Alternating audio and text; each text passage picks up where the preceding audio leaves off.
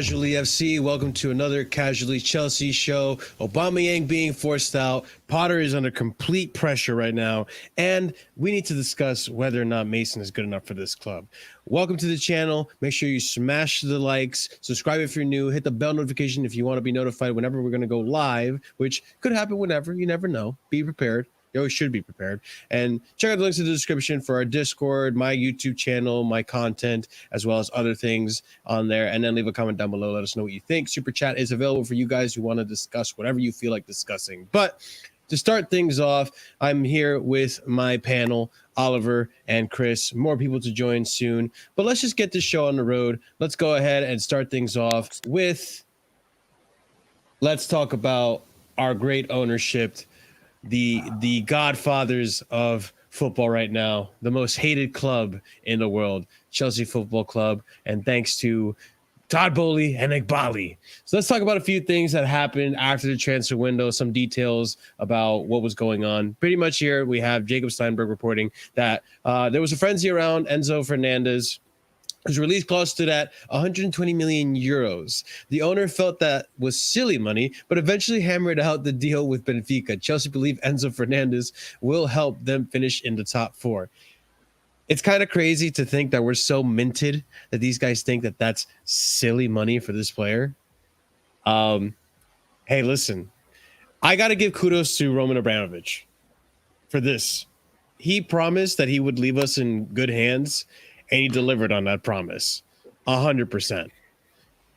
So, I mean, I think that's awesome. I think that for them to say that this is not that much money, that's silly money for them. I think that's, I don't know about you guys. I want to say something about that. Go for it. Right. Go for it. They say, you know what's crazy? I think people are like forgetful to me, honestly, because 120 million euros, right? Yes, I agree. It's crazy money, yes. But do you remember Paul Pogba, 2016 to United, 105 million euros, and that's back then. That's a fair few years back, right?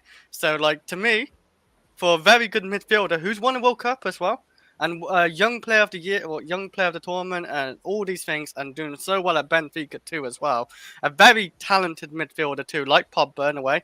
Two different midfielders still though, but both talented midfielders. So to me, this is what you pay for like the top mid players. You have to pay high, even if it's crazy or not. Like who cares? Like you pay this. So I want to say like people forget like there are crazy money back then, and there will be crazy money now. Do you remember that, guys? Do you guys think that he meant it in the sense of like it was too much, or he meant that that's nothing? I feel like when he says silly money, I feel like that's like, oh, it's just that's nothing for us. That's the way I read it. No, I think silly means overpriced. But then again, you know, this is what we've got to pay. You know, we're in a silly situation as it is. We're 10th. Well, now we're 9th. But whatever we are, you know, we need to pay silly money to get out of this if we want to get out of it very quickly. And you know, at the end of the day, they relented. They put the money on the table.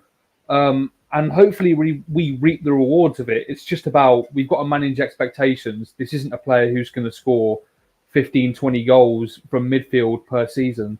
We have to profile him properly as fans and as a club, and then we won't be disappointed by the end of it as long as we know what we're getting. I can also say, man, we sold Oscar for 60 million. Midfielders can go for crazy high prices. Now that's the Chinese Super League, though. They do that. Yeah, who cares? I'm just saying, like, they're like, you know, we can sell players for high midfield. Like, to me, 120 million euros is not actually that big of a deal. If he's a good midfielder, it don't matter. Like, oh, you spent 120 million on Enzo, but he's a good midfielder. Oh, why does that matter?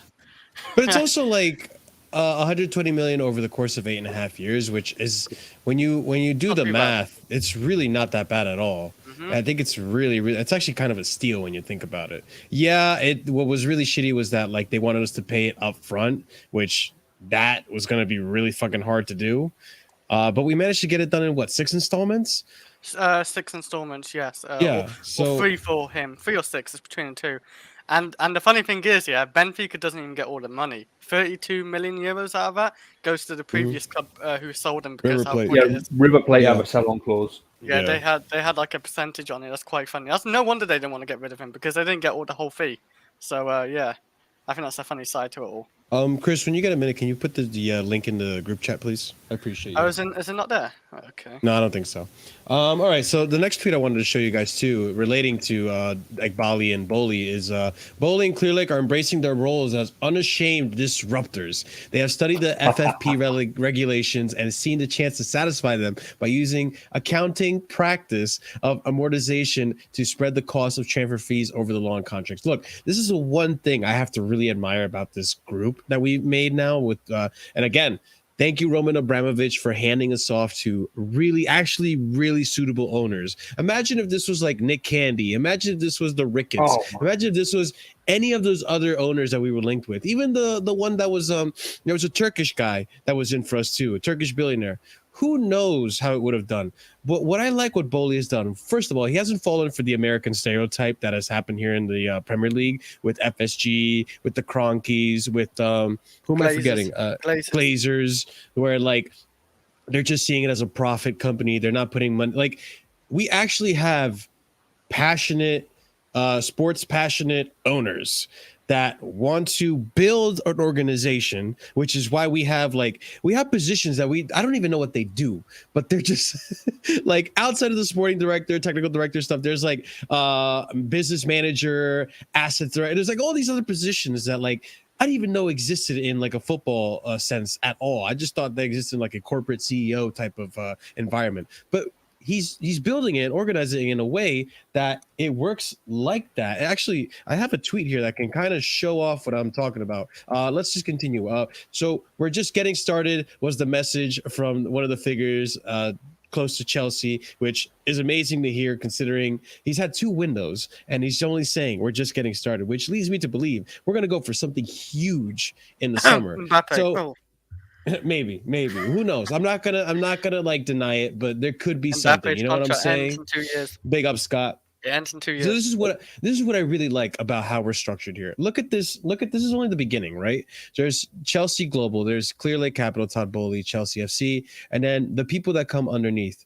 So we have co-sporting director between Lawrence Stewart and Paul Winstanley. So we have technically 2 sporting directors until we get maybe a Michael Edwards, if I'm understanding that correctly. And then even below them, we have Christopher Vivell, technical director, Joe Shields, co-director of recruitment and talent, Kyle McCauley, right? Is that what that says? Recruitment analyst, Matt Hulam, lead data analyst, Jim Frazier, head of youth development. Good. So it's like we have such an this is just like the sporting aspect of it. There's an actual business aspect of it where like we'll be able to save money. We'll be able to budget better. We'll be able to,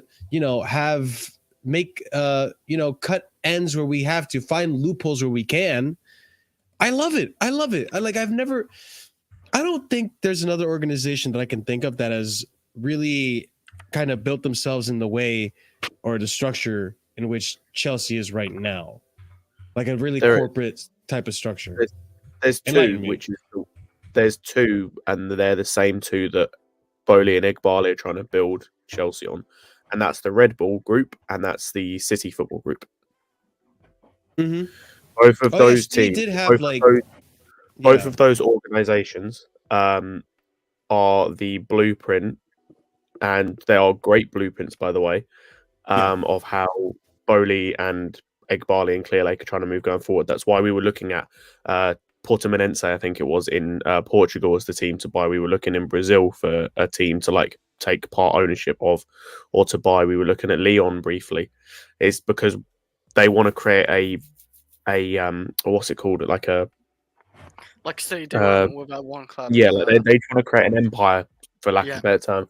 Like that, where, for example, with like a Red Bull, they have a team. Obviously, they've got Leipzig, they've got Salzburg, they've got New York Red Bulls, they've got a team in Brazil as well. I don't know where else, if they've got any other teams apart from those guys, but I know they've got 4. And then you look at the City Football Group, you've got City, you've got Melbourne City FC, you've got New York City FC, you've got Yokohama Mariners, I think. No, that's the team that we were with. They've got a team in Japan, I can't remember who it is.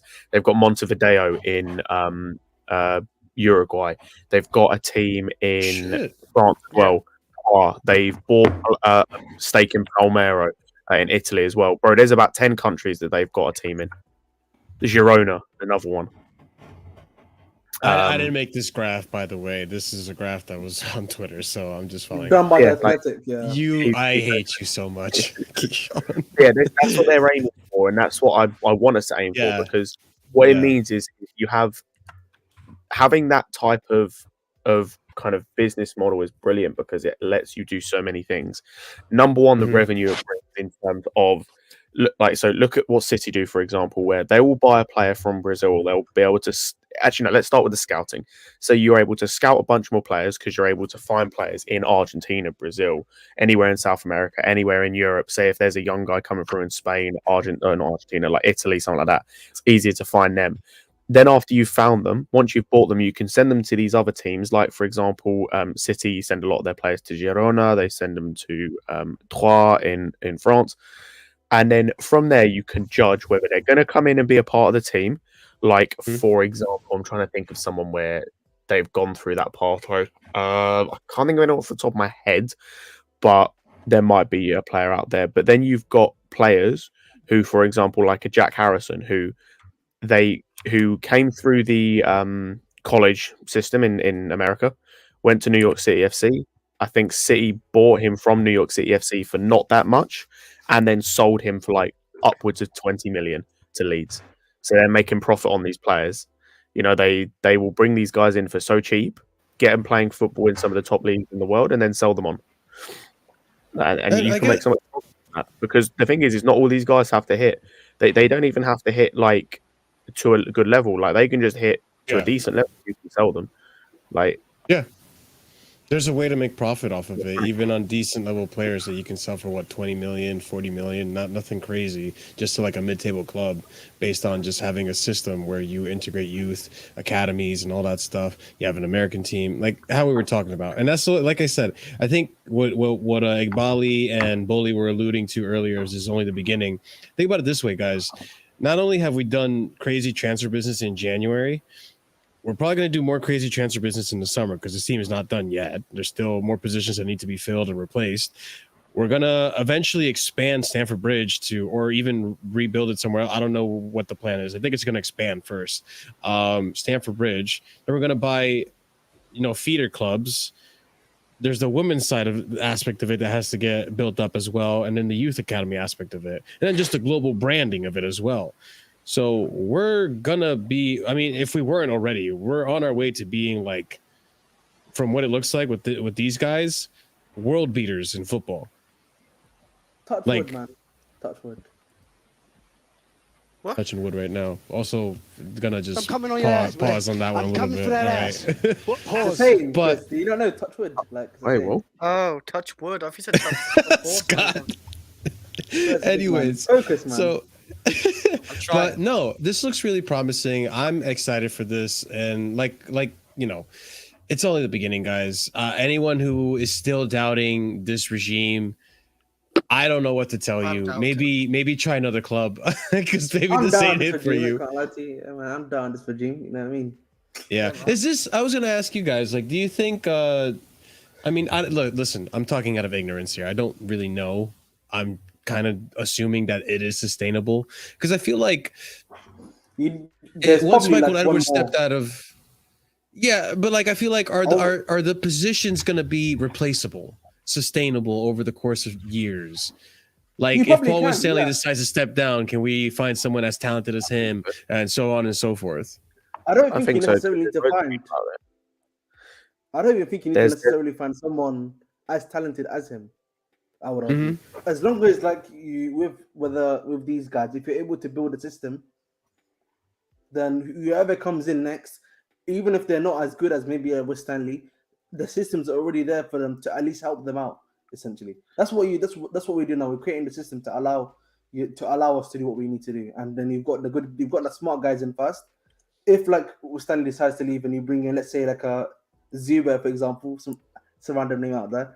And he's not as good as maybe of a Stanley, but the system's there to allow him to facilitate maybe what he's missing. That's all. It's all about collaboration. I gotta point out, Boehly. Now that we're being the most hated club in the Premier League, I gotta point this out. All right, so Liam Tui from The Athletic reports here, and The Athletic report here, that a senior official at another Premier League Big Six blames Boehly and Clearlake for what they anticipate will be the €100 million midfielder merry-go-round this summer. That's bullshit again. But again, I proved it with Marshall. I proved this with Paul Pogba. 2016, yeah, United signed for 105 million euros. That's bullshit. No, but it's not even that. Like, Bellingham was already being said to be worth around 100 million. 125 to 150 million already. That's what the. I was gonna say like was this. really It's pricing just him out. like I'm not necessarily doubting the legitimacy of what's been said because that very well might be what's said. Because I know Liam Toomey is quite reliable when it comes to these sorts of things. But the thing is, like, if this has been said, it's like it's just been a bitch about it. It's Like, being bitter. As Chris said, no one was saying anything when it was Paul Pogba. Like, or you had some people saying anything, but it wasn't all this nonsense. And it's like blame. If you want to blame anyone in this, blame Dortmund for being stingy, but like not stingy, but for being difficult negotiators. And like, true. I don't even blame Dortmund for being like as difficult as they are because they want to keep their players at the end of the day. But it's like, they're the ones that are wanting 100 million for Sancho and then lower that to like 72 mil. They're the ones that wanted like upwards of 150 mil, or whatever it was, for Haaland. Like, these are the ones that want on over 100 mil for Bellingham. Like, these are quality players. Scott, I'm can going I to add see that that? right. Go ahead, Chris. You know, Declan Rice was after him apparently for a couple of seasons ago with Frank Lampard. 100 million, we heard. 100 million. West Ham won't go let go for 100 million. So, was it really Enzo and Chelsea buying 100 million players? No, to me, it's all complete bullshit. Where's this energy for the £100 million Uruguayan Werner that's just chilling on the bench for Liverpool because he can't do fuck all else?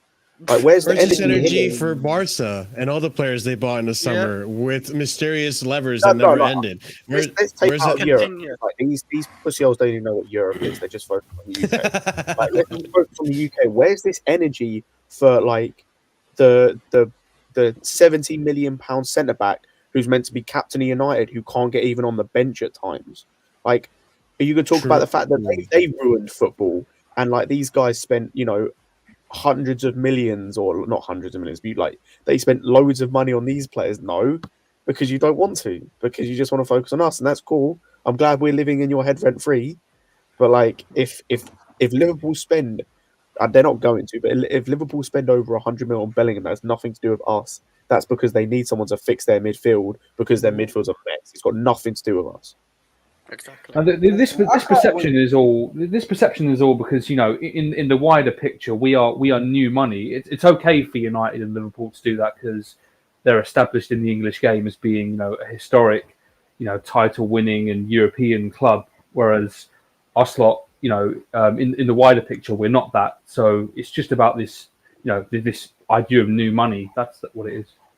One thing I will say, watch one City decide to spend over 200 to 300 million in the summer. That's all I'm gonna say, man. And then we're gonna see, when what questions when they start talking about City, man.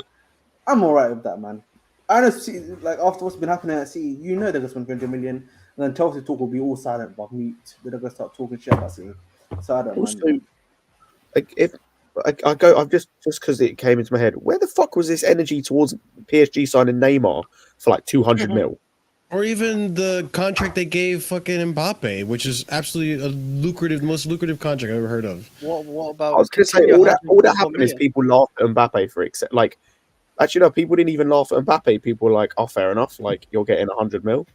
It's like and they like what a say, and the manager a say, and who you bring in, like all this player power. Sometimes when the brother's getting paid, man, you just have to like hold it. Brother's getting paid, isn't it? You can't be. Yeah. It is wild, and people don't talk about the other shit. It's always Chelsea. When Chelsea do it, that's when it's a problem. And plus, we were playing by the rules with the whole loophole, with the whole fucking long contracts within, excessive prices, whatever the fuck, breaking it down into long contracts and such and payments. So just because, also they didn't say anything about Kepa when we signed him on that long contract, on that lucrative price, and that fee. Fabregas So Arsenal it didn't matter then. It didn't matter. But yeah, now because other clubs are bitching about it, rather than also exploiting that little loophole. It's not really a loophole. It's just part of the FFP rules. So no, it's not a loophole because I'd understand calling it a loophole if it was a risk-free, method. But no, true, there is a risk with it. Yeah, we're carrying a risk here. If some of these players don't work out, we've got them for 8 years, 7 years, 7.5 years. And that's on us. I mean, I guess we're doing well to try and restructure the wages, but there is a risk here. So, and the whole point is this financial fair play system. It rewards good business and it rewards good scouting. If we've done the scouting and the business right, then there won't be a problem. But there's always a risk. Yeah, so I mean, I think it's absurd that they're changing the rule now only because Chelsea decided to take advantage of that. But hey, if they haters are gonna hate, that's what they say. Guys, make sure you're smashing that like button. 40 of you watching. Let's go ahead and continue to the next topic I wanted to bring up with you guys, which is Fofana is apparently going to be staying. So there was rumors going about that Fofana was actually going to go on loan, and it wasn't too late. I think we were talking about it over on Carefree Lewis's stream last night. So if you guys haven't checked out Carefree Lewis's stream, I was on there. Well, make sure to check out. But here we have Fabrizio Romano saying, understand Chelsea are currently not negotiating with Galatasaray to loan out David Datro Fofana until the end of the season. Fofana expected to stay at Chelsea as told on deadline day, while Gala are in talks to sign Nicolo Zaniolo from AS Roma. What were you saying, Chris? Fabrizio just tweeted about it again 35 minutes ago. About No, I think that's the tweet. That's it. That's the tweet. No, he just tweeted about 35 minutes ago, right? No, that's he started. No, that's 21. Yeah, relax. I thought that was like 6 p.m. one. No, that was the tweet. This is the tweet you're talking about. Oh, yeah. Chris, that's in his time. No. I'll tell you what he is. This is the one that he tweeted at 5 p.m. But all he's done, I guarantee, if you go back, he just retweeted it. He retweets his own tweets. No, because it's Marshall's time, isn't it? I'm a fucking idiot, man. I didn't realize. Oh, okay. That's also America. It's America. He's 5 hours behind, man. Yeah. As I was saying, Marshall, ignore me. I was being stupid. Okay, I'm okay. I can do that. But we can't let Fofana go, man. With the form Havertz is in and the Aubameyang situation, you can't let Fofana go, man. You can't let Fofana go, bro. So not after Fulham for me, because like what he showed like against Fulham, what he can do, just give Fofana like 5 games to even 3 games, just as little as that, and see what he can do, because that looked very promising what he did in those 15 minutes. Like it honestly looked more deadly in Kai Havertz, and Kai Havertz had more chances. Yeah, Kai Havertz hit the post, but he also missed. But he's always missing, so what's the point of having him up front? What was the stat? He's taken more players in that 15 minutes? Well, actually, towards the end of the show, you know what? Fuck it. I'll just pull it up right now. Give me 1 second, guys. I do have the stat right here. While he's bringing up, I'm pretty sure the stat was he's completed more dribbles in that game against Fulham, which he played 15 minutes, than Havertz had the last 5 games. That's the stat. Yeah. Yeah, I have it right here. This is why I get very annoyed at Potter. David Datro Fofana has attempted to take on more players, 7, in just his first 60 minutes in his Chelsea career than Kai Havertz has attempted 4 in his last 5 starts. Oh, so that includes the City game then. Yeah, that includes the City. I want my striker to be aggressive. Kai Havertz, he's silky German. That's the thing. Like all these players that we just brought in, they're aggressive. They're not afraid to take on players. Look at Madueke. Look at Mudryk. Not minus Mudryk last game, but we talked about how Mudryk was being suffocated by Mason Mount. But we'll go into details about that. But I really like this player. So I think if you're going to be ousting Aubameyang, which we will talk about, and you're going to persist with Havertz, who's been shit, Broja's out for the season. Fofana's shown so much promise in the two appearances he's made. Why not try him? You have nothing to lose, Potter. If the case is that you're not being like, if you're not obligated to make top 4, and if you're willing to still have job security, even if you don't make top 4, why not take the chance? Why not drop the players that have been problematic with you? Why not try another striker that maybe could perform better than Havertz? How many games in a row has Havertz gone without scoring a goal? Honestly, he scored against Palace. I was going to say he scored 2 games. So he hasn't gone a lot of games without scoring. It's just his performances are shit.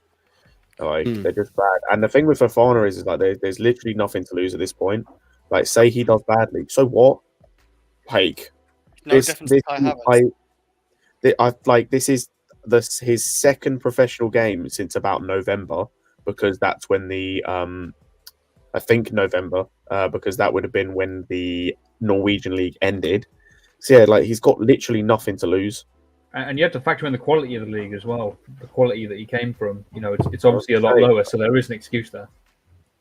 As I said, the fact that he's doing more in 15 minutes than other players were on against Fulham, like for like 70 plus minutes.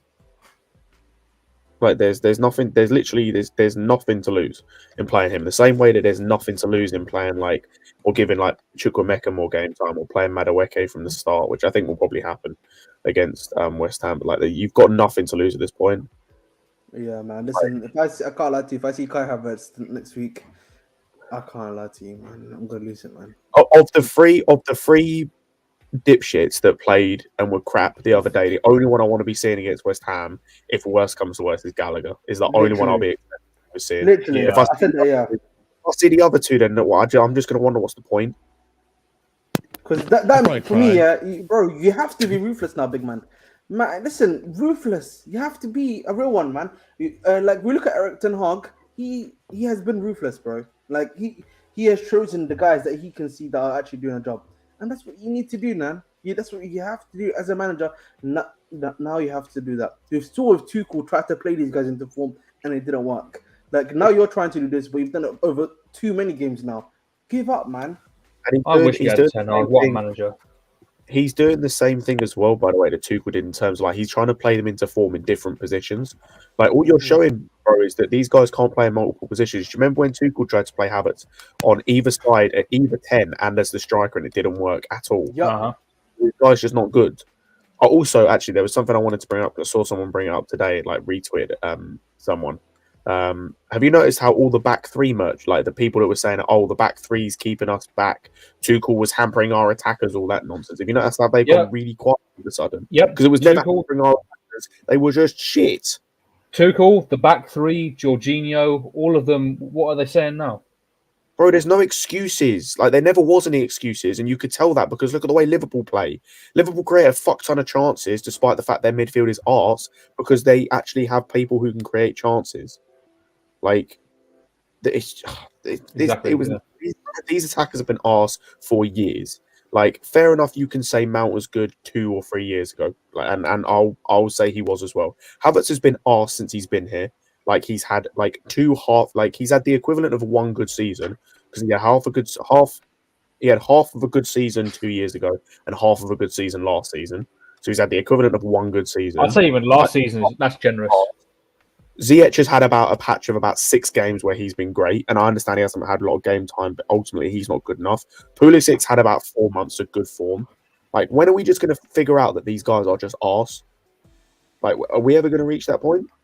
No. The thing is as well, Scott. I feel like they're just going to affect new players coming in and just create a virus. I think just make them look worse and make all our investment. Yeah. What was the term you used? Black hole players. Yup.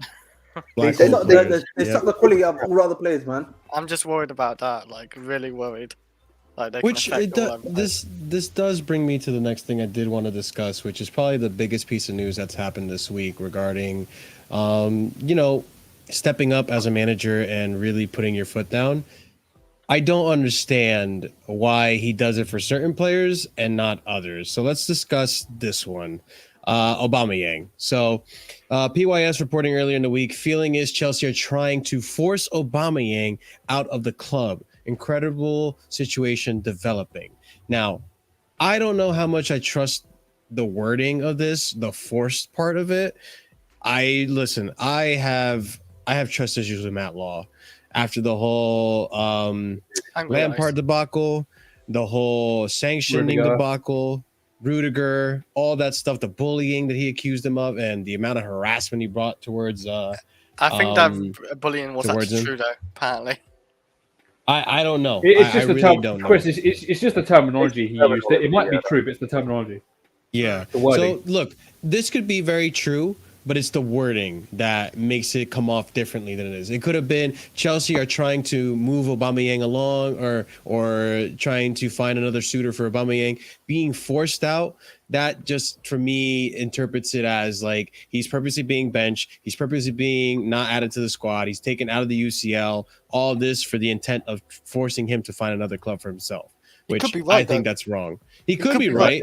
He could be right, but I take this with a grain of salt. Well, hold on. Let me just finish this off, and then we'll discuss this completely openly. So then we have more news from Aubameyang. So for Aubameyang, Graham Potter on Aubameyang out of the UCL squad. If you guys don't already know, he is out of the UCL squad. So we're only going to be going into UCL with Fofana's not even in there. It's just Havertz, right? Oh God, that's terrible. Well, technically 2, depending on where you see Felix playing. But like, okay, really, fair enough. Yeah, so yeah, it's a weird one. But anyways, Pierre has done nothing wrong at all. No problem. It's just unfortunate that Aubameyang will fight for his place until the rest of the season. Okay, so let's continue. How do you fight for your place in the team when you barely get minutes to play? Hey, it's Potter holding his arms back, and Kai Havertz is giving a few punches to his stomach. I have no idea. So after failing to make the UCL squad, Pierre-Emerick Aubameyang will 100% leave Chelsea in 2023. So this is another reporting from Fabrizio and his Substack. So yeah, I feel like this is unfair. I'm not going to lie. Like, look, I'm not going to say that Aubameyang was the best fit for this club. I'm not going to sit here and say that he hasn't had a fair share of chances, but I think a lot of the reason he hasn't worked out is partially maybe he doesn't fit the system, like I know Scott has alluded to multiple times in the past. But I think a lot of it also is because we just have shit attackers with shit creativity that don't give him very many opportunities. Like, I get he's a striker. He's supposed to put out of 3 opportunities, he's supposed to put at least one of them away. I don't think he even gets 3 chances per game, let alone one. I think the reason why though, Aubameyang, I think maybe Potter may not like Aubameyang. I think B, like I think Aubameyang, we all know here, probably was a Tuchel signing. Maybe someone that Tuchel wanted to be the striker, and I don't think the club wants him. So I wouldn't be surprised if both the hierarchy and Potter have basically just don't want Aubameyang in the squad essentially, and this is just their way of doing it. And again, it's just another thing of us learning from. It's just another thing about us learning from our mistakes that we've made in the summer, essentially. This, of all the signings we made, I've said this before and I'll say it again. Of all the signings we made, this is the only one that's a complete write-off. Like from the start, it was a complete write-off from the start. Made no sense, especially the moment you sacked Tuchel. The other signings, you can say that because like with like Koulibaly, I know he's not playing right now, and with Sterling, I know he's not been in good form. There is scope for them to get better depending on certain things. This one was an L. This was from the start was an L, was a waste of time. Shouldn't have signed him, especially if you were just going to sack Tuchel. Like it was a pointless signing, and it's going to end up that way because he's going to be gone in the summer. And I will say as well, this just on that, and this isn't just as like kind of an aside on that is. I like just in general. I think I do have questions about Tuchel's talent ID. As much as I love him about for other things, his talent ID based on what we've signed and the players that he seemingly wanted has been really bad. But on the actual situation itself with Aubameyang, I think Potter's completely in the right. Like apart from taking him out of the Champions League squad, I completely agree with it. Aubameyang was never a long-term option. He doesn't suit the system at all that we're trying to play. Like as bad as he is, Kai Havertz is a better fit for the system we're trying to play. He's just off. He's just bad. I do agree with that part, yeah. Aubameyang doesn't fit. He's not a long-term option. He's on a decent wage as well, and if he's not going to play, there's no point in keeping him here. Just try and get him out as quick as possible. I understand where he's going. The problem I have with the whole situation is number one, taking him out of the Champions League squad I think was not smart because we only have one striker now. Yeah. But also because why can't you do this with other players? Like you mentioned earlier, I think Marshall, like we've seen him do this with Aubameyang. We've seemingly in the short term seen him do this with Koulibaly, at least in terms of like taking him out of the squad, not playing him, not even having Mendy him to a certain extent when you think about it. Mendy as well. I got another one as well. Didn't Lewis Hall get like 3 starts in a row? Over Cucurella? He's understandable though because he's a kid. I get it. I kind of understand with Hall because you can take him in and out of the squad. Because there was a few games that Chukwuemeka wasn't involved in the squad as well. So I can understand it. It's fine. But yeah, I'm fine. I'm talking about Cucurella started 3 games in a row. Hall started 3 over Cucurella. So Cucurella got taken out for a bit of a period. Okay, yeah. Oh yeah, no, I see what you mean. But yeah, so that's fair enough. But I don't know why he doesn't do it with other players. We've seen him do this with Brighton as well. Like he happily let Morpie go. He kind of took him out of the squad. He let who else did he let go in certain moments? He was happy to let people go or to force people out when need be. He let one of their main centre backs go and kind of forced him out of the squad because he had a better player coming in. So he let Shane Duffy go, kind of forced him out, brought Adam Webster in, who was an upgrade. So I don't know why he's not willing to do this with other players. It's just weird because he's shown that he has a history of doing this. So to have it done to them now, if that makes sense. He shouldn't have done it to Aubameyang. He shouldn't have done it. Done what? He should not let he should not kick Aubameyang out of the squad, no matter what. Oh, in the Champions League, yeah. Anywhere. I don't care about when Scott said he doesn't fit the system. What system? I don't know what kind of system Potter plays. True. Why won't you give Aubameyang a chance to play beside Mudryk and Felix? Let's see how much by creativity. Let's see how much those creative players will create for Aubameyang. That's why I have a problem with Potter. The thing is about those Chaco brothers. There's no excuse for them not to be dropped. It's not like we're short on the players. It's not. There's something seriously going on between those and the management. I think everything that we think is completely opposite, and they are who they are at the training ground and at the status at the Chelsea Football Club. That's the only thing I can explain. The Chaco brothers, he's just pussies around them and cannot get him bench him. That's all it is. For me, the only reason I think Potter isn't like an Aubameyang, maybe because he don't press enough or pressing the defenders. We don't. Yeah, fuck that. We're not pressing team. We don't press. We're not pressing. We don't press. When did we press? I feel like we tried to do that though. No, but under Potter we don't press. Because Aubameyang can finish. I know Aubameyang can finish. You give Aubameyang a decent chance. We know he's putting it away. That's not what you said, Chris. No. I said, answer for your sins. You said we're pressing. We're not. No. Well, I feel like we do press it. Like we do. Let's go backstage then. Yeah. It's for your sins. That's the only way I can explain why Potter's not playing him, because maybe. Well, stop explaining based on false narratives. If we do press, okay, then why doesn't Potter play him? Does he have a full agenda against him because he can finish and all that? That's the only thing it is that actually makes sense. That is a literally full agenda. Oh, okay then, but like I said, but I feel like Aubameyang can actually link up well. I feel like Aubameyang. Yeah, I agree with you on that, because that's the other thing too. Under Potter, we've seen Aubameyang in an AC Milan game, I believe, do incredible link up with Mason and Havertz. He has link up play. And Sterling. I actually think he does better with. Look, I think the Twin Peaks brothers needs to be separated. When they play separate, when one on the pitch, he performs better. When the others on the pitch with them, they worse. One of them has to be dropped. One of them. Yeah, I agree. Yeah, so I'm more in agreement with Alex. I know where Scott's coming from. I don't think he fits this system or whatever system, but in a sense too, you just got these new players and they're almost injecting this new life into the attack. Why not see how it's gonna go? If you're willing to experiment with these players, you're not willing to drop Mount. You're willing to drop Koulibaly to experiment with Badiashile. Why not drop Havertz to experiment with Aubameyang to see how he links up and plays with these other talented kids? It really doesn't make sense to me. I'm telling you, it's because Mount blew them on the training ground. That's the only It's thing. listen, I'm not gonna put it past him. You know what? We're alphabet friendly people here. He's a hard But worker. it is. He's a hard worker. But on the topic of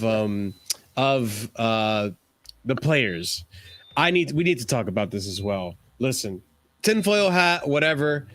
I don't know who he could possibly be talking about, but I think it's pretty obvious we can tell here. So apparently earlier yesterday or today, Reece James posted on a story, if you got to persuade them to help carry the bricks, they aren't the ones to build with. Well, I wouldn't imagine Reece James' post would be about Chelsea. Graham Potter has told us it's a positive camp at the moment. So it seems, and this is coming from, I think someone had reported, I think it was Eunice, that someone went to the game and noticed that Graham Potter was trying to correct the things on the pitch that Gallagher and Mount were doing wrong, but they weren't listening. So I think we have an issue here where, like, okay, it's still Potter's fault. Like, if Potter plays him next game, despite them not listening to his instructions and stuff, it's on Potter. 100% on Potter for why are you playing players that aren't listening to you, aren't obeying your tactics. That's one of the strong suits I was told, that Mason Mount is good at listening to instruction. Apparently not. And anyone who goes to the games, I guess, pay close attention to that and report back to us and see if it's true. But, like, if this is the issue and you have Reece James reporting this kind of stuff, I don't know. I think this player has to go. And maybe it's the same thing that was happening with Tuchel. First of it all, was actually to a certain extent. Yeah, go ahead, Alex. First of all, one by one over here, y'all need to tell me, what's his name? Ahmed, do you believe this is about Chelsea? I'm not sure. I'll be honest, because okay. Yes or no, it will be a good answer. But Scott, do you think it's about Chelsea? Probably not. Whoever's under me, Chris. I'm under you. I'm right beneath you, and I don't think this. Wiping my feet, you sniffing my ass. That's what you do. But do you think it's true or not? I said about Chelsea or not? It's not about Chelsea, I don't think. Exactly. For me, look, the kid just saw a good headline, posted on the shit, and all of a sudden people taking it like it's a freaking scripture. Can I say what I don't think it is? Look, it's the generation of literally, the really good sentence. There's nothing about it, nothing there. I don't even know if Reece James graduated high school. Seriously, I don't know. He graduated? I don't know. But exactly, like a lot apparently as well. Look, is like I would like to know. It's like he's like a thinking of deepness. He's like that. But shut the fuck up, man. People like going crazy. Like it's a good sentence. He sees something in. He literally just used it somebody's tweet or something. There's nothing about it. I don't think this is anything relating to Chelsea. From what I've heard, I don't follow Reece James on Instagram. Apparently, he posts these kind of quotes and weird vague stuff. Yeah. Anyway, so he does this a lot of the time. That's why I was like, I'm unsure, because he always does this most of the time. First of all, he's a guy. He's a young kid who has Instagram. Yeah. That's already minus. People who have Instagram, especially guys, you pussy holes. Oh my! Like if I had a friend who takes the pictures on Instagram of his food and posts, I will seriously hunt you down. If he does that, like come on, man. I can't. And people take it seriously. This guy, the Dodgers, whoever, Chelsea headline, whatever.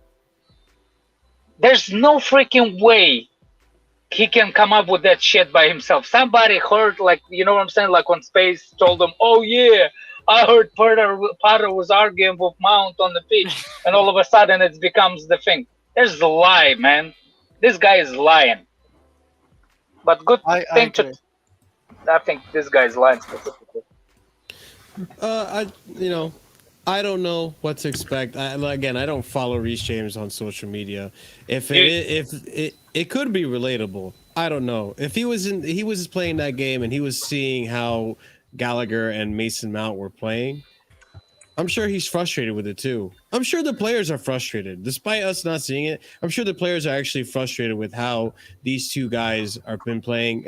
Three of them. I'm going to include Havertz in that. And they still getting picked over and over again. Did you see any kinds of those kind of like secret Instagram messages? When what's his name? When he liked it. Yeah. When he liked it. Enzo, right? No. Oh, no, okay. not Enzo. I'm talking about the secret Instagram messages when Tuchel was underperforming because shit players did not play for Tuchel. Did you see any of that secret messages? No, exactly, man.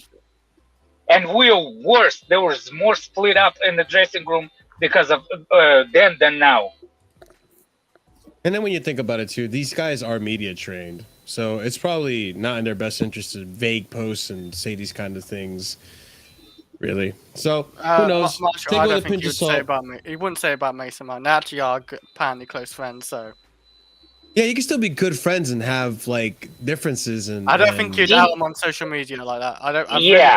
There is no freaking way. Like you don't build the bricks like a bricks. Like what the fuck with the bricks, man? Did Reece James ever hold the brick in his hand in his life? Like a building the bricks. All of a sudden he's a mason? Hey man, listen. If he holds bricks, man, he's tearing his other knee. If he wanted to be that kind of guy, get that brick that he's talking about, walk on the field and hit Mount with it then. That will help. Maybe wake his ass up. Yeah. Yeah. All right. So that we'll see what's going on with that. Actually, we probably won't hear about it ever after this, but it was something interesting to bring up. Listen, guys, it's been a fucking slow week. All right, smash the like button. Help us out here. It's been a slow week for Chelsea news. We splooged all last week on the fucking transfer window. But speaking on the transfer window, I do want to bring up a little bit more of an update and some clarity on what happened with the Ziyech stuff, or some more news regarding that transfer that fell through. And the mood of the player. Oh, so I keep forgetting that you the guy that 2 weeks late guy all the time. Yeah, I'm always a 2 weeks late guy. It's only 5 days ago. Oh wow, man! Less than a week late now. There was actually a recent tweet today. So hey guys, I'm getting better. I'm getting better. This is you guys give me the criticism, banter me, and you know what? I get better. That's what I do. So Hakim Ziyech's agent was agitated. Ziyech took to messaging Boehly, pleading with the co-owner to speed the process along. Also left stranded in Paris, looking for somewhere to stay for the night. I'm sorry. Hakim was livid, wanting explanation from Chelsea. I'm sorry, I feel like an asshole. If all this is gonna happen, why would he start in against Fulham? That's I don't know, man. I'm generally gobsmacked, bro. I'm generally gobsmacked. You were convinced he was leaving. Let me read this one more tweet and then we'll let it go. I can't hold on. Say about this. Maybe this is the secret message from Reece James. It wasn't about Mount. It was about Ziyech. He's the one that not follow. He's the one that didn't want to be part of the. All of a sudden, why is he's not the part of the bricks that needs to be left over? 200 IQ from Alex. Ziyech doesn't want to hold the bricks. That's the actual. That's the actual. If you think about it, he will make more sense about the brick story. That's more believable. That's honestly more believable. But listen, you ain't proper Chelsea unless you're willing to hold the bricks. Even despite that, though, I think we mentioned this in the match review. Like Ziyech gave more of a damn than Dumb and Dumber in the midfield.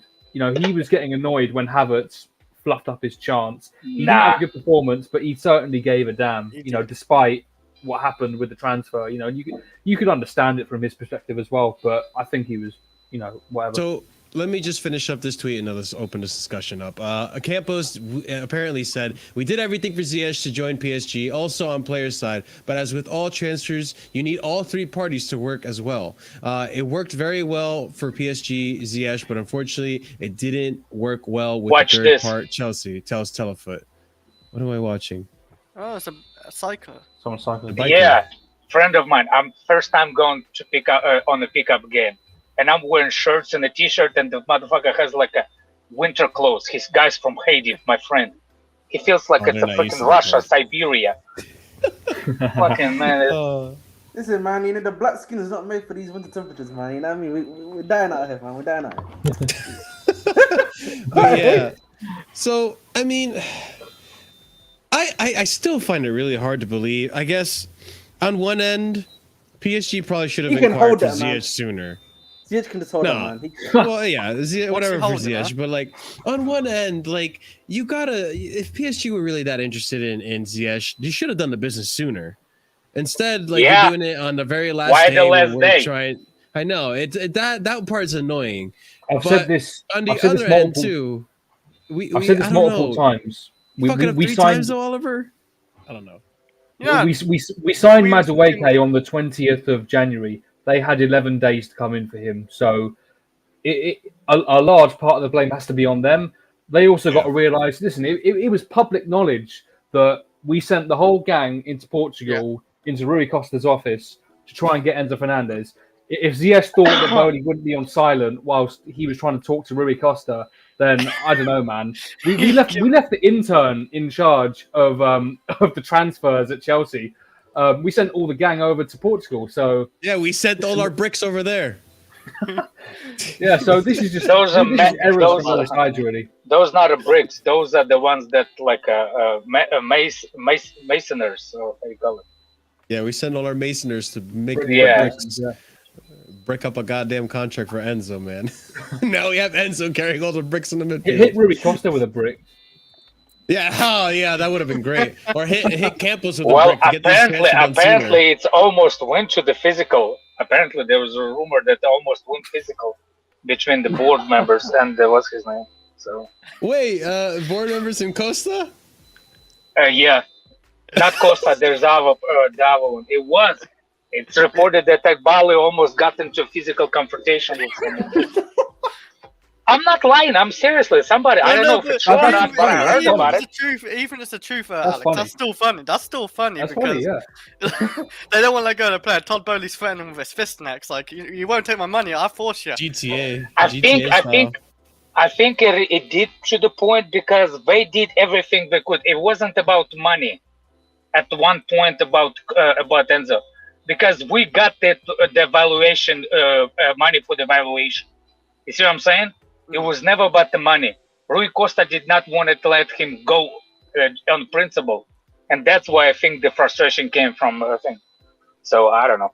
Yeah, because I think one of the things that Rui Costa promised when he took over the job is that Benfica are trying to become a more serious club. We're going to stop selling and becoming a selling club and all this. And he was trying to stick to that. But listen, 120 is like a record-breaking transfer for Benfica. I'm sure it's the English record. Yeah, it's and wait, but isn't Enzo the highest? João Felix. João Felix still the highest. Oh, okay. I didn't know that. Thank you guys. No, João Felix is.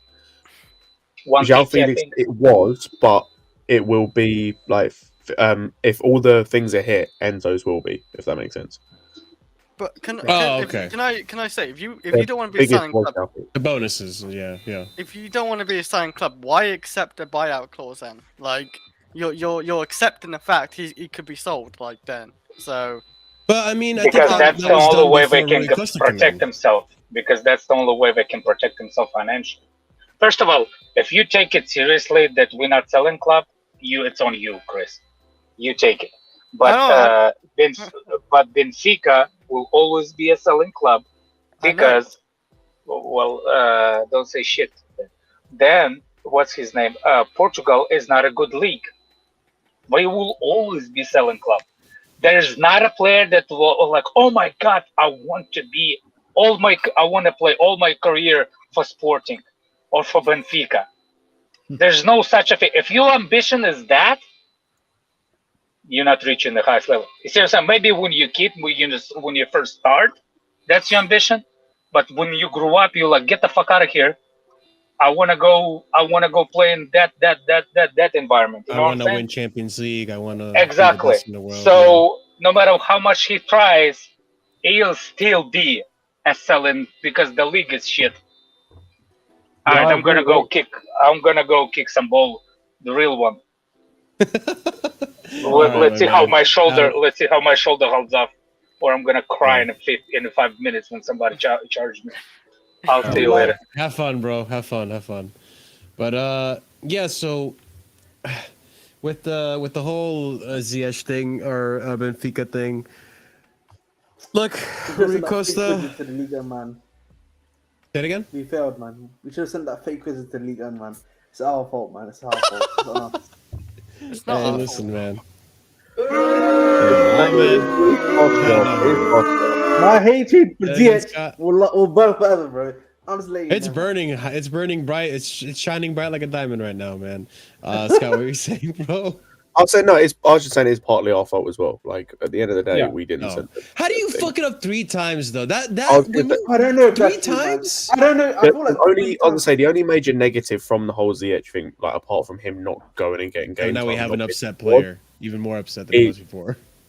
is the only like kind of negative from this is it can look really badly if we try and deal with PSG again. Like we got to Especially hope if we're going to go in for Mbappe, you know.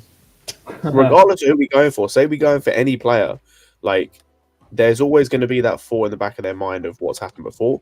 So you just got to make sure the next time that you deal with PSG, you're professional about it. You do everything the right way. You don't come across like, you know, a dickhead. You don't come across as this like, you know, like stubborn, like kind of person. You don't come across kind of how we did towards the beginning with the whole Benfica situation.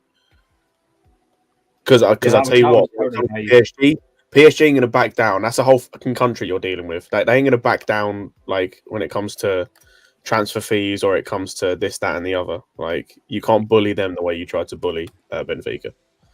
So that's the only real negative for me from that whole Ziyech thing. Like at the time, it was funny as fuck.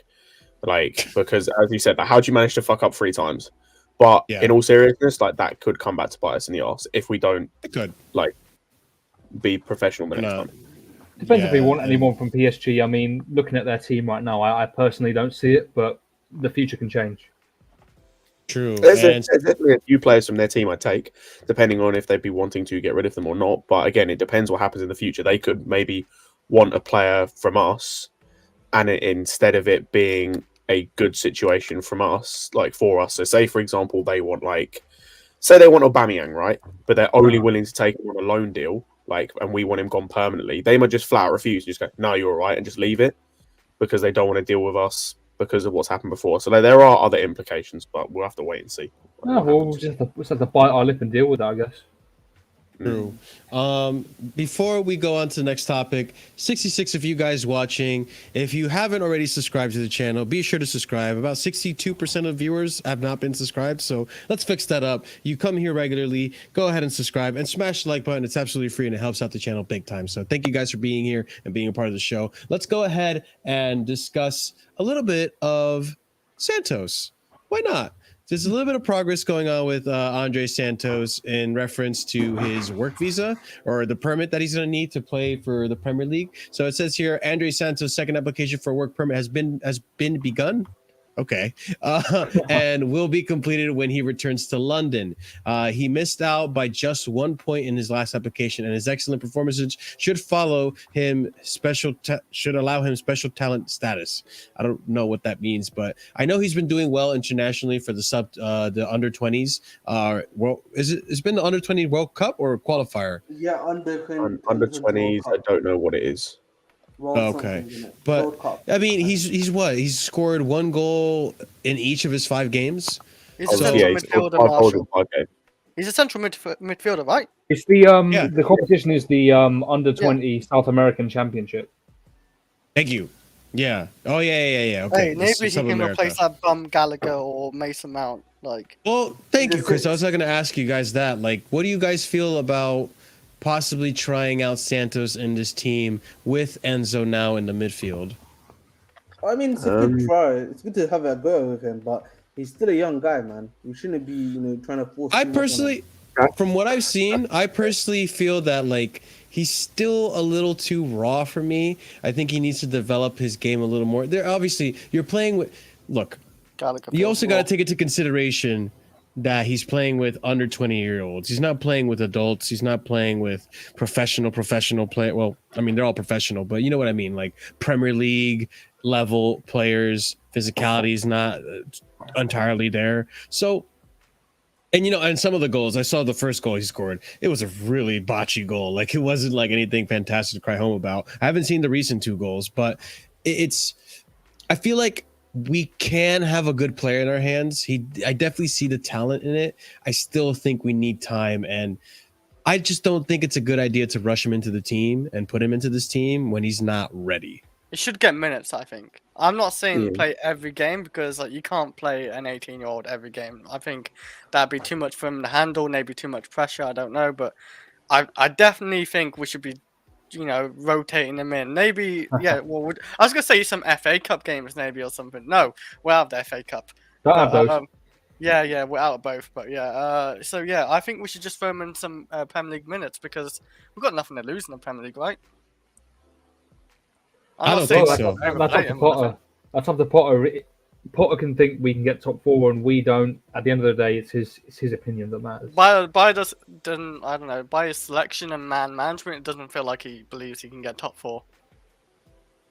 We can't get top 4. We're not getting top 4. People need. I don't think so. Not anymore. No, I think he still thinks so, because why wouldn't you be experimenting and taking risks if you thought that you'd be taking risks and experimenting if there was no stakes. But so there must be some stakes in his mind. That's the way I see it. I think that Santos should get game time, but I am in real doubts in terms of how far you go with it, because I'm kind of on the same level like Marshall. I don't really want to throw him into games, because I see people talking about our best midfield is Enzo and Santos, and I'm like, this is a dude you've never seen play apart from in the under-20s. Yeah, no chance. In South America, you can't be saying that he's in a part of our best midfield after seeing nothing of him or seeing a very, very limited sample size. But I think he should be getting minutes when he comes back if he gets his work permit. If that whole thing works out, he should definitely be getting in the team and getting minutes, especially considering the situation we're in now with our midfielders. And I want to see him get minutes.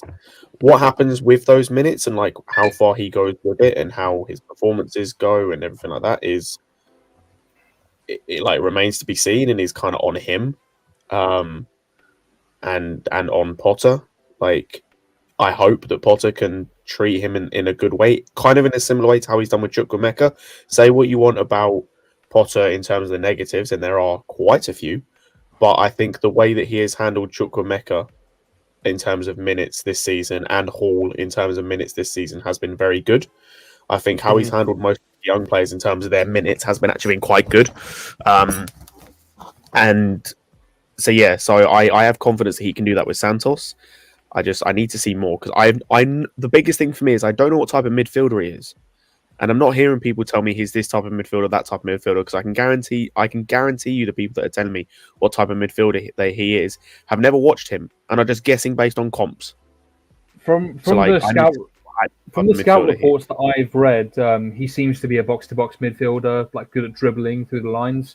Fair. That's the impression I get from what I read. He's not a DM as some people try to allude. I think he's more box-to-box. So he's basically another Zakaria. Yeah. He's like an 8 that can play. I agree. Yep. Brilliant. So he's another Zakaria. Me sideways. I mean, but yeah, the thing is, I need to see him play to be able to judge this. Because it could be a case he is like a Zakaria but better defensively, to the point where he's more comfortable sitting, and so I just need to see. I need to see some of him, but we can't be throwing him in. Giving him starts against Dortmund, for example. I don't even know if he can play against Dortmund, but just chucking him in there against some of the big teams. When is he back actually from the championships? I'll have a look. In the end. Yeah, please someone look for me. I don't know. The under-20 championship ends on the 12th of February. That's their last game. February. So let's say, for example, you want to play him against Southampton, right? Because that's the next game we got. I'm calm with that. Or you want to chuck him in against Leeds on the 4th. Don't be playing him against Tottenham away or United away and shit like that. Yeah. That's not going to help. I think Thomas brings up a really good question here. What league would him be a fit for on loan? I feel like the French league would be perfect. Yeah, I feel like when it comes to players, like that's always the first league I'll go to because the physicality is very similar, and so the transition is quite easy, especially when it comes to like DMs or things like that. Yeah, or centimeters, or whatever it is. I think it would be a good place for him to develop, and I don't think the competition is insanely like it's a good entry. I think because it is competitive, obviously, like any of the top 5 leagues, but I think there's more.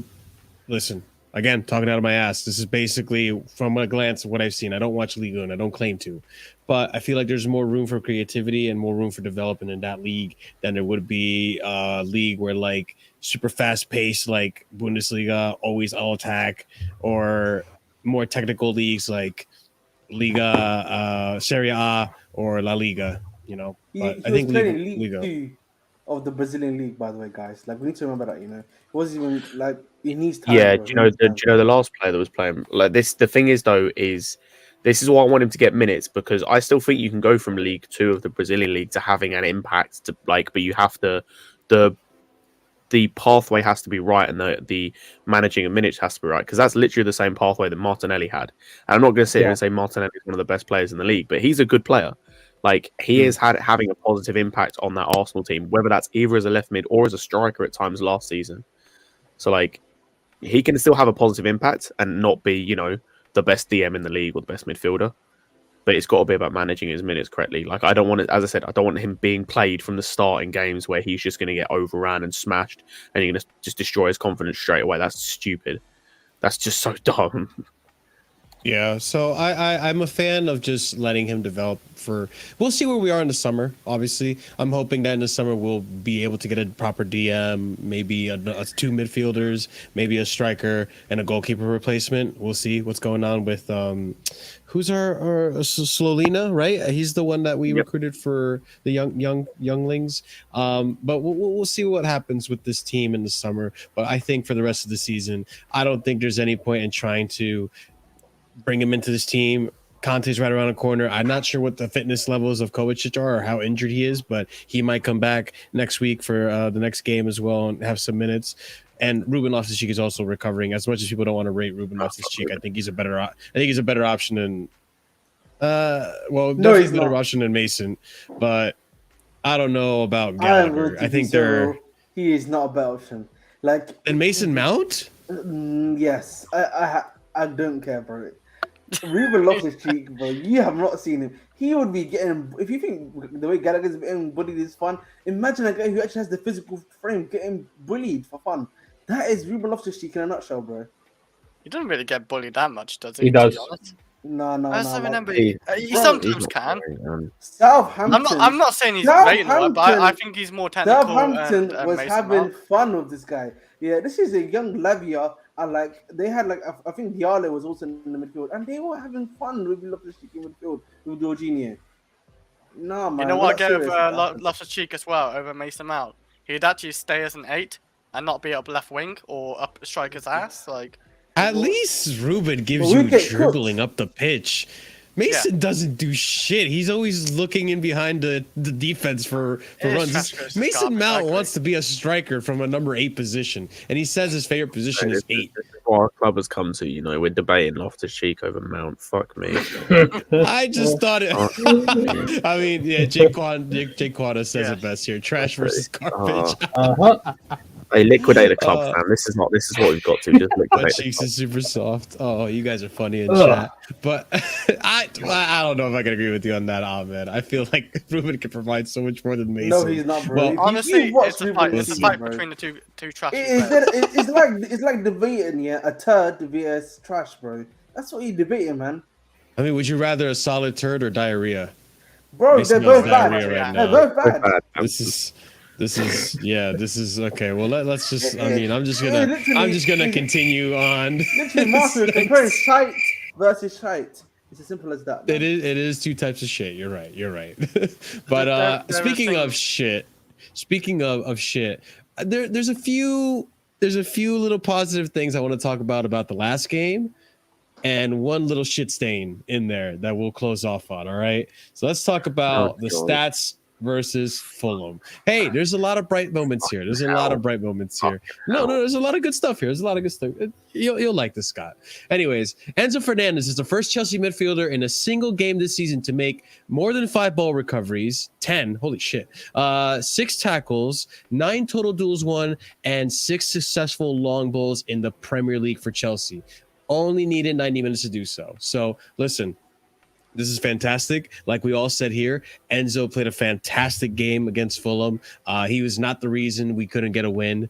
We talked about other things, other reasons why we couldn't get a win. He almost scored as well. He did almost score. Another added thing here, Thiago Silva completed more final third passes, 10 out of 16, than either Mason Mount, Kai Havertz, or Hakim Ziyech managed for Chelsea against Fulham.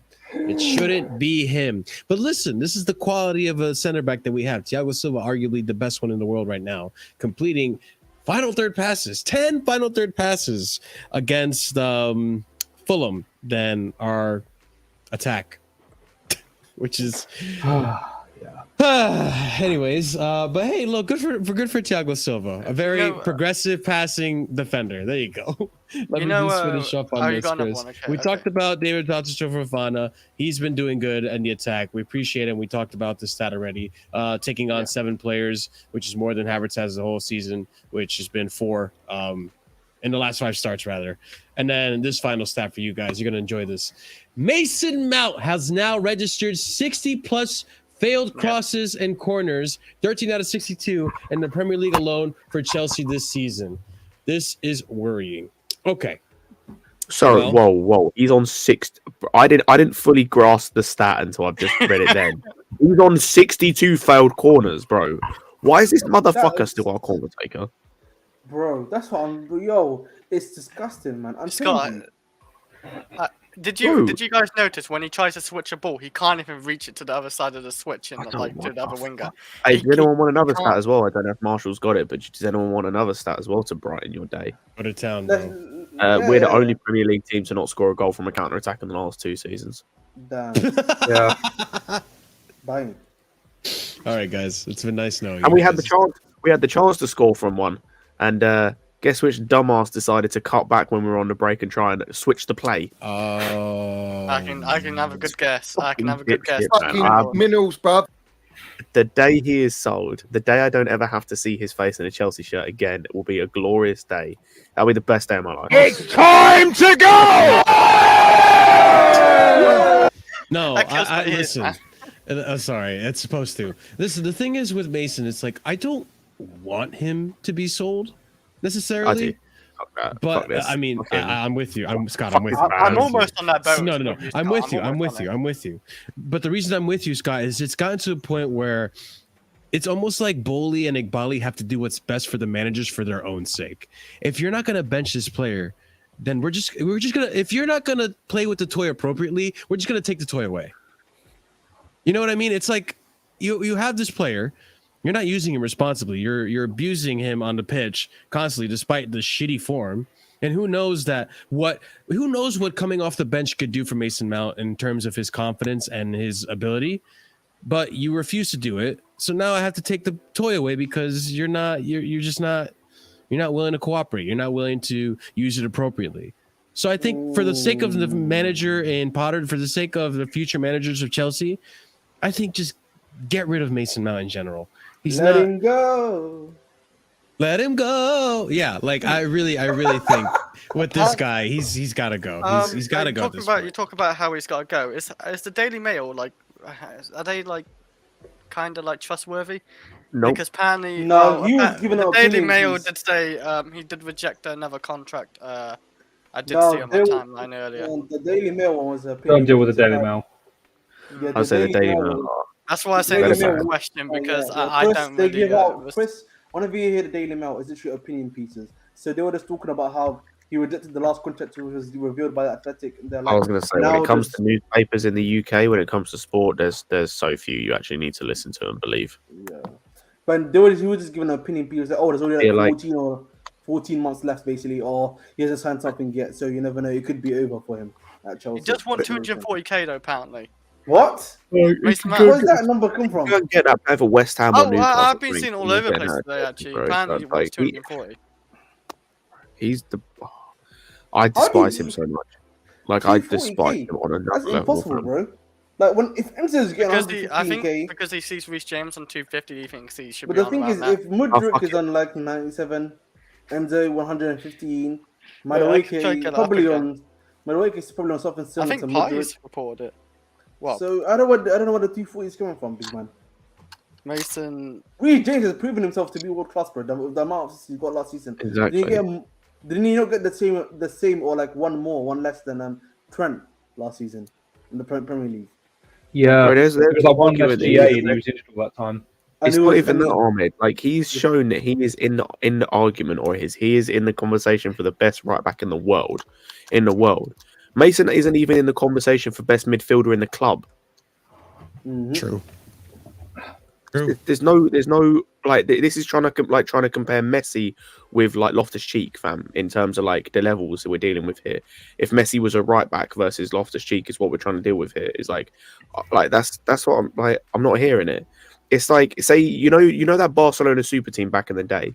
It's like it's genuinely like Isaac Cuenca looking at Messi going, I should be on his wage because I got a couple of assists in the Champions League a few years ago. Like, no, shut the fuck up. So, Honestly, I mean it, bro. I'd rather have like the other people like Alonso and that back, Morata back. I've never despised a player more. I'd have to take Alonso back tomorrow. I'd take Morata. I'd take Willian. I'd take all these dudes back tomorrow if it meant getting rid of him.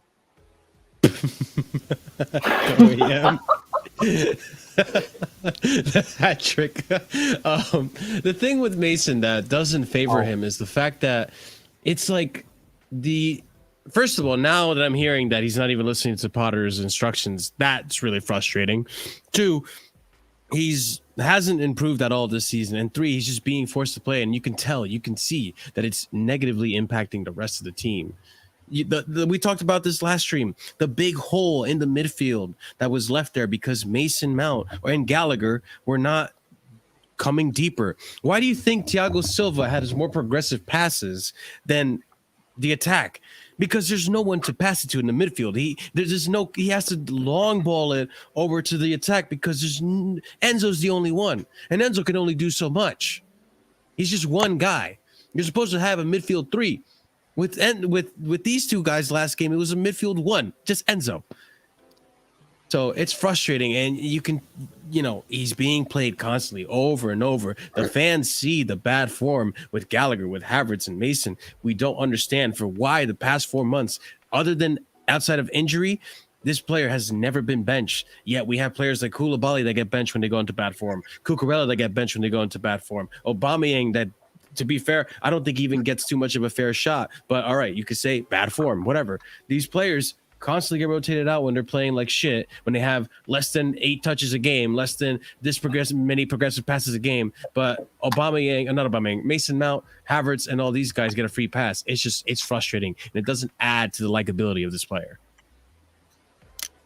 I mean, to me, like, say what you will about the player, we all have our opinions clear on him. I'm not looking at the player anymore because, this is now the manager's problem. Drop him and work on the problem because it's gotten to a point where you've given him enough rope to hang himself with, and he's hung himself. So don't leave him out there even longer. You've got to protect the player. And at this point, in this form, if it continues, Oliver, sorry to interrupt you, but if it continues, it's inevitable that Mason Mount is going to cost. I mean, not even Mason Mount. Let me not put it all on Mason Mount.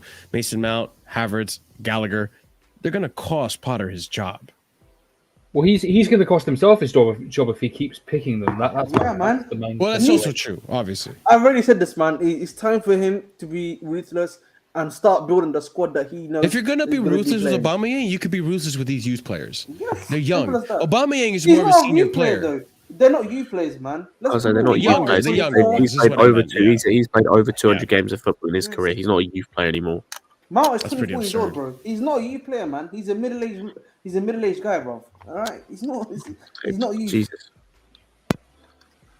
Yeah, Jaquanda, you're absolutely right, man. We were saying the same thing when we were saying the same thing in the first 7 games of the season under Tuchel. That was a lot of the debate. Why is he? And Mendy was included within that as well. Why aren't you mentioning these guys? It's the exact same conversation. Yeah, and it's just frustrating. And I get where Scott's coming from. I'm starting to feel the same way too. And I never have agendas for players to like. The closest agenda that I had was Marcos Alonso. I really wanted Marcos Alonso to fucking leave this club. He was too problematic. He ran so fucking. The man ran like he was in a fucking nautical suit. Whatever I think I said that right. But it was just like it was absurd. It was absurd. Deep diver suit, whatever. It was just absurd. But even I would take Alonso over Mount right now. And that's saying a lot. That is saying a lot. That's how bad the form has been. Hey, he's winning the league at Barcelona. Let's have it right. He's so bad. And the John's annoying as well. Like, say what you said is true, Marshall, in terms of if that was the case, in terms of him ignoring the instructions. That mean, like, this guy's an egotistical little prick. Like, who are you to like start ignoring the manager's instructions? What the fuck have you done in your career? Oh, you won a Champions League. Like, okay, cool. Like, bro, Mustafi won a World Cup. You don't see me bigging him up as a player. Like, cool. Win multiple Champions Leagues. That's what the best players in the world do. That's what the likes of Ronaldo and the likes of Messi and the best players in the world. They go and win multiple trophies. They don't win one Champions League and think they're the bee's knees and think they're like Billy Big Bollocks who can do everything. Which is absurd. Bro, and I despise him so much. I despise him so fucking much. I don't even need the fact that maybe he's been ignoring Potter's instructions on the pitch, which, by the way, any of you guys who are match goers, I want you to pay attention to that and confirm that for us. If that's true, if Mason and Gallagher, if they play the next game, which, God damn it, if they do, I'm going to be pissed. Yeah, but if they play the next game, if that is actually, there's some truth to that, because we don't get to see the manager. We don't get to see the manager on the pitch as often. The people that actually go there and see how he instructs the players. Yeah, just to reiterate it for everyone, that thing about Potter telling him to come back and them not listening to him, that came from Eunice, who was talking to a person that sat near the dugout. Just to clarify, that's where it came from. Go and watch Eunice's video. I think it was today or yesterday. Go and watch his video. He talks about it. Yeah, not necessarily with. Apparently, that he knows someone that goes to the games and noticed that Potter would instruct, especially Mason, who was drifting a lot to the left and hogging up Mudrish's space. He would instruct him to come back and not go as deep to the defenders, drop back into the midfield more, and they would not listen to him. So, whoa. Another thing is with Gallagher specifically, there was you've all seen the clip of Tuchel. Losing I was going to bring that up when he didn't pass the ball quickly. So that's just another example. And you know what? It's not just that clip. Like Tuchel has expressed that multiple times. The frustration he's had with Mason, with Kai, with a lot of these players. We've seen it on a touchline. He's very expressive on a touchline. So we just happen to have one clip, right? But it happened with Tuchel as well. And if these players are giving you problems and you're not listening to your instructions, why do you insist on playing them? That is what gets me frustrated. And back to the point what Scott was saying about the ego and all that stuff, if this is true and all that stuff, even if this isn't true, you know how I can tell that these players have a big fucking head? Look at that. Watch that game against Fulham. How often Mason Mount, as a number 8, not as a 10, people, as a number 8, part of a two-man midfield, one of 2 8s in that midfield. Yeah. How he wanted to be the one that received the ball constantly. The ball would be over by Reece James and Mason Mount would be over by Mudryk lifting his hand. Hey, give me the ball. Constantly lifting his hand. Here, feed me the ball. Feed me the ball. Give me the ball. And dude, you have 2-3 players in front of you. You want a ball. First of all, your touch isn't even that good that you can fucking just kill the ball as soon as it lands you from a long pass. You probably lose the ball just like Havertz would lose it from his shitty touch. So there's that. And 2, you don't make yourself available. Yeah, he doesn't. He does not offer himself up at all. Like there was a clip. I know exactly what Ollie's going to talk about because you mentioned about wanting to like that thing, and it's the same clip I just thought of, and there's something else I want to talk about as well. Madueke? Yep, it is. Yes, it's that clip. He literally He sprints away. I'll say Madueke picks the ball up right on the right hand side. He dribbles through 3 guys. He's about in line with the center circle. dribbles inside, looks up for an option, and Mason's made a run from left centre mid to left wing for like the long pass in behind. Like, what the fuck are you doing? He doesn't know where the position. No, listen, that just comes down to football IQ, man. Lack of IQ. I was just speaking of lack of IQ. I don't know whether what I'm about to mention is a lack of IQ or just because he's he's got an ego, or just because like he's just getting pissy, right? I'm getting fucking sick and tired of when he does this thing of like it isn't going his way, so he just tries to foul everyone. Like, and it's not like, oh yeah, Mason was losing his head against Tete. Yeah, that was ridiculous. It's not tactical shit. It's like Tete, for example. There's a clip that Tete beats him.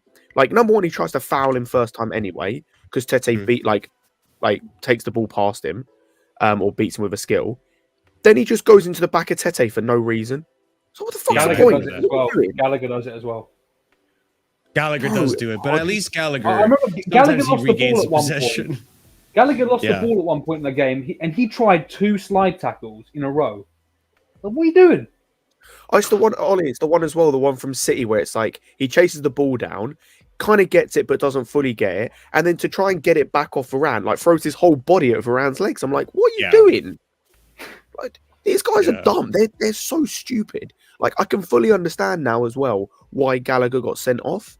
Like, if you just watch when he got sent off against Leicester, it's the same thing of like just not thinking. His fouls are reckless. Stupid fouls that you don't need to do. It's like, what the They're almost trying to like overcompensate for their deficiencies in other areas, but it just doesn't help. Bro, it's just petulance. And again, as I said, it comes down to either you being pissy, the things aren't going your way, which is it's a dog shit mentality, or you're just thick.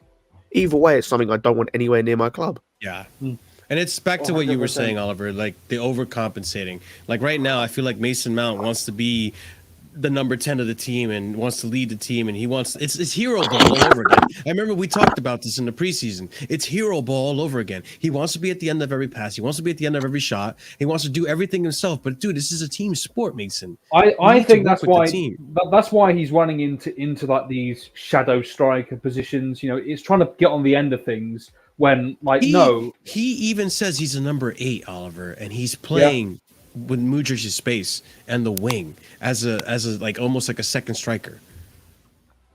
I think for me, it's just I've noticed this ever since the Champions League final. He has sacrificed a lot of his game for output, and the only difference now is that the output isn't there.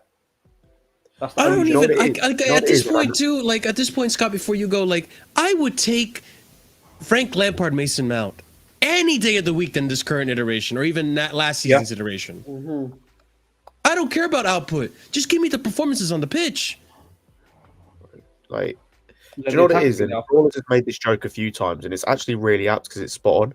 Like, Mount is literally Super Saiyan Bruno. It's like Bruno on steroids with like a third. It's Bruno on steroids with like an eighth of the ability. Because it's the same. It's like Bruno does the same thing, but the difference between Bruno and Mount, and I do not rate Bruno at all, but the thing with Bruno is he has actually got a little bit of ability to the point where like. Occasionally, he can make those sorts of things come off. Like, like you're seeing it now, for example. He can make those passes, or he can make. I was going to say, Mount's not doing a Travella cross to the back post. Yeah, that's the thing. Like, he can kind of do that, like because like Bruno can do that, because he's actually got some level of ability. He hasn't got that much. I don't rate him that highly, but he's got some level of ability. Mount has got none of it, so he's trying to do shit that he has. Number one, he can't do. Number two, he has no right to do.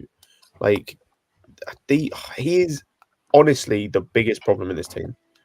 Like, he's the biggest problem in this team. I'm starting to think like this comment. Every game we have played without him this season, we've been better. And onto Felix's comment here, like, you know what's crazy? I'm actually kind of curious to see how well we play with Lukaku in this team. Look, I don't want Lukaku back. Listen, no. I'm just this is side experiment.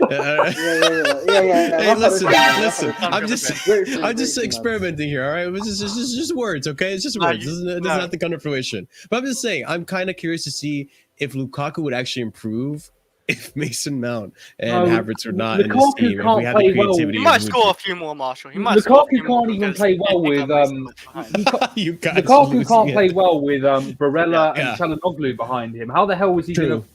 True, You know, true, these true. are decent players, Listen, and listen. he's been These are terrible. just ideas, guys. In I'd a worse rather Just league. idea. stick with like maybe Fofana, strike over Lukaku. We can get done with it. They're just ideas, guys. All right, I didn't mean to trigger you guys. I'm sorry. Right? That's my favorite. Ideas hype, man. It's just ideas. I'm desperate, all right? But all right, guys, we're gonna go ahead and end the show right here. Thank you everyone for watching. 90 of you in the chat. Make sure you smash that like button, destroy it, please. Smash it like you would the back of the net, unlike Chelsea. So yeah, thank you guys here for watching. Make sure you're subscribing if you're new to the channel. 61% of you watch but aren't subscribed, so let's change that up. Hit the bell notification if you haven't already. Hit the bell notification. Check out the links in the description for more of our content, and then leave a comment down below. Let us know what you think about everything. I'm gonna go ahead and send you guys over to Carefree Lewis's stream. He's currently doing Shameless FC with what, the top 6 teams. He's streaming? Yeah, he's streaming right now. He's doing Shameless. I forgot he was doing Shameless. I got very confused. Let him know that you came from Casually FC. The casuals are in the house, and yeah, you guys have fun over there. Have a good rest of your evening. We'll see you again Wednesday possibly, and then we'll go from there. But guys, you have a wonderful rest of your night. Stay casual. Peace.